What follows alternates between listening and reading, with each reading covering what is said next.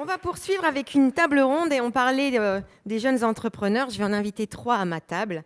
Je vous demande d'accueillir Axiom, Kirdine et Camélia. I remember when I lost my mind. There was something so pleasant about that place. Even your emotions have an echo in so much space. On se met là. Non, venez. Bonjour. On va passer un petit moment ensemble. Allez, hop. Et puis, vous passerez. Venez avec moi. Tous les 3. Nous, on préférait les sièges blancs, mais C'est vrai, vous préférez? Allons-y, allez. c'est plus confortable. Voilà, on s'adapte.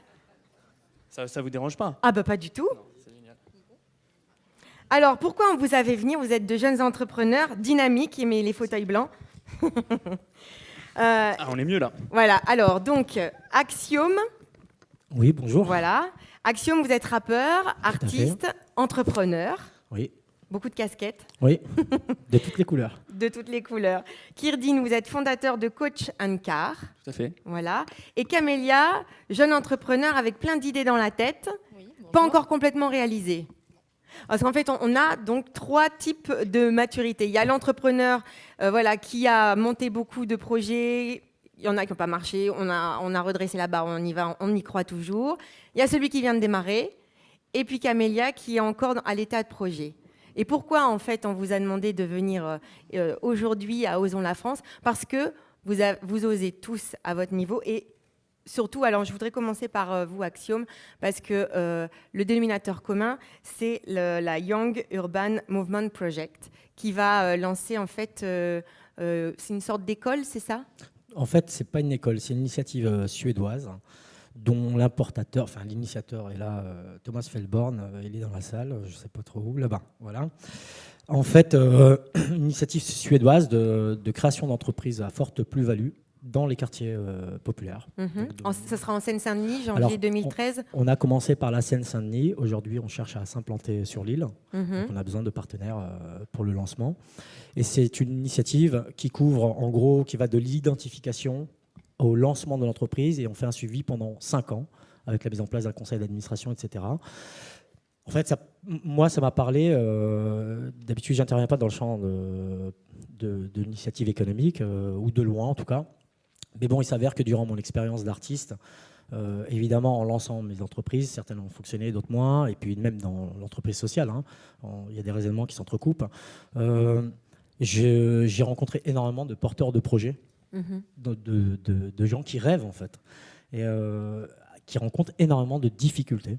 Alors c'est valable dans différents champs, de différents métiers, mais particulièrement dans les quartiers, lorsqu'on veut lancer une grosse entreprise, en général, vous êtes autorisé de lancer une entreprise de proximité, mais dès que vous avez des rêves Internet, etc., par exemple, vous rencontrez des difficultés énormes, à commencer par le démarrage. Voilà. Et souvent, il y a un problème de formation aussi. Donc Yump propose vraiment un accompagnement, une formation avec des experts tout le long du processus, jusqu'à la création d'entreprise et après lancement, 5 ans, ce qui fait cruellement défaut aujourd'hui en France. Donc voilà, il faut venir avec son propre projet et Yump va aider à réaliser ce projet. Oui, en fait, on a tendance à nous appeler la Star Academy des entreprises, mais c'est quasiment ça. C'est quasiment Starac de l'entreprise. Et vous avez donc aidé ici Kirdine à monter Non. Non, Non, pas du tout. Pas du tout. Voilà, je vais te laisser te présenter. Alors Kirdine. Kirdine. Non, j'ai pas été aidé par Young, parce que Young n'est pas encore lancé. Ils font une conférence de presse le 4 octobre, je crois, à la mairie d'Aubervilliers. Et donc moi, j'ai pas aidé. Enfin, si, on m'a aidé à venir ici. C'est déjà une première aide. Et donc moi, ma société, elle s'appelle Coach & Car. Qu'est-ce que c'est exactement? Je vais vous expliquer. Allez. Je suis impatiente comme jeune femme. Coach & Car, en fait, c'est comme une agence immobilière, mais pour les voitures d'occasion. Tout le monde a déjà peut-être vendu ou acheté une voiture d'occasion, et vous avez pu peut-être constater que c'est très difficile, surtout maintenant avec Internet. Le marché est très vaste, et quand on s'y connaît pas trop, c'est pas évident. Et en plus, il faut avoir le temps. Et nous, on s'occupe en fait de prendre en charge, que ce soit l'achat ou la vente, de le prendre en charge par le biais par nos coachs automobiles. Donc c'est des spécialistes de l'automobile et du commercial aussi, qui vont vous permettre, vous par exemple Nathalie Vincent, vous n'avez absolument pas le temps de vous occuper de vendre votre voiture parce que vous travaillez trop. Vous allez me laisser votre carte. Voilà. Et nous on s'en occupe, on vient, on prend en photo le véhicule, on vous explique comment ça se passe, etc. D'accord. On reçoit les appels. Et pareil si vous cherchez une nouvelle voiture, vous y connaissez absolument pas en voiture, ou vous n'avez absolument pas le temps de chercher une voiture, nous on vient, on étudie vos besoins, on essaye de savoir ce qu'il vous faut vraiment et on trouve le véhicule. Et ça, c'est partout en France? Alors nous pour l'instant on commence, on est une toute jeune entreprise, on commence sur Paris. Alors évidemment on aimerait multiplier ce type d'agence dans la France, parce que je pense qu'il y a un marché intéressant, qui n'existe pas, on est les premiers à le faire, et nous on voudrait développer cette idée de coaching automobile, d'être partenaire du client.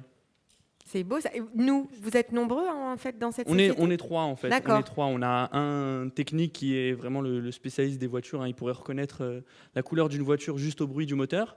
Et, et on a une personne aussi qui s'occupe de tout ce qui est administratif, tout ce qui est fiscal, etc. Et moi, je m'occupe de tout ce qui est un peu la communication et le marketing. Et vous avez monté cette entreprise tout en étant étudiant? C'est ça. Alors, j'avais commencé à travailler, moi personnellement en tout cas, mais j'avais commencé à travailler sur ce projet avec mes deux collaborateurs en finissant mes études.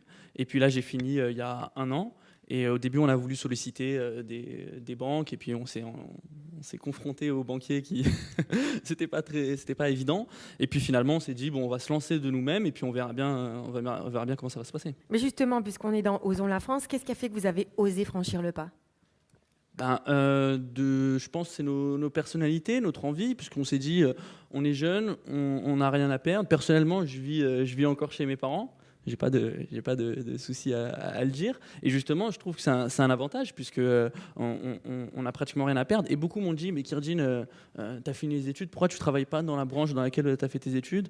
Et ensuite, je fais non, je vais pas monter une entreprise à 55 ans. Je la monte maintenant, et puis si ça fonctionne pas, j'en monterai une autre. Et puis voilà, c'est ce profil qu'on a tous les trois au sein de ma Vous avez société. fait quelles études?